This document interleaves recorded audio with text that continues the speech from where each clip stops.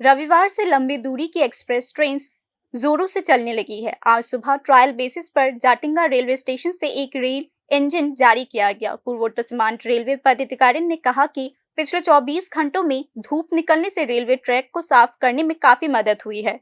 पूर्वोत्तर सीमांत रेलवे पदाधिकारी ने कहा कि अगरतला, शाबरुम और सिलचर में चलने वाली लंबी दूरी की यात्री ट्रेन सोमवार से चलने लगेंगी। आसाम के दिमा हसाओ जिले में बोरेल की पहाड़ियों से घिरे पहाड़ी रेलवे लाइन को रेल यातायात के लिए उपयुक्त बनाने का काम जोरों पर चल रहा है। इसके लिए विभिन्न प्रकार के उपकरणों के साथ साथ बड़ी संख्या में लोगों को लगाया गया है।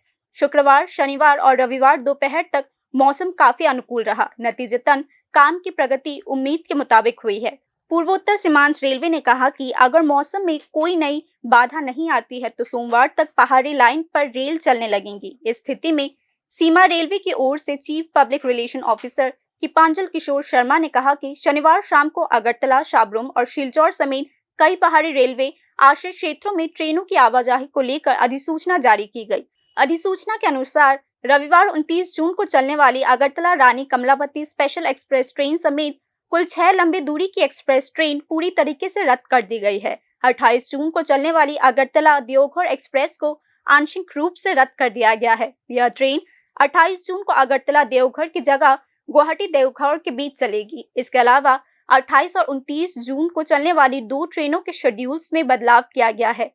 लगातार 5 दिनों तक बंद रहने के बाद रविवार से एक्सप्रेस ट्रेन की आवाजाही फिर से शुरू हो गई है। त्रिपुरा के मुख्य रेलवे स्टेशन अगरतला समेत अन्य स्टेशन पर सोमवार से फिर से पूरी तरीके से ट्रेनें चलेंगी। उल्लेखनीय है कि 108/78 किलोमीटर सेक्शन में जाटिंगा, लुमपुर और न्यू हाफलोंग स्टेशन के बीच लामडिंग बदरपुर पहाड़ी लाइन पर ट्रेन सेवा भूस्खलन के कारण 23 जून से स्थगित कर दी गई थी। पहाड़ी लाइन पर पिछले 6 दिनों से ट्रेन सेवा स्थगित होने के कारण यात्रियों को काफी परेशानी हो रही है। पूर्वोत्तर सीमांत रेलवे भूस्खलन प्रभावित जाटिंगा, लुमपुर में मलबा हटाने के लिए युद्धकालिक प्रयास कर रही है। Bureau report, news now.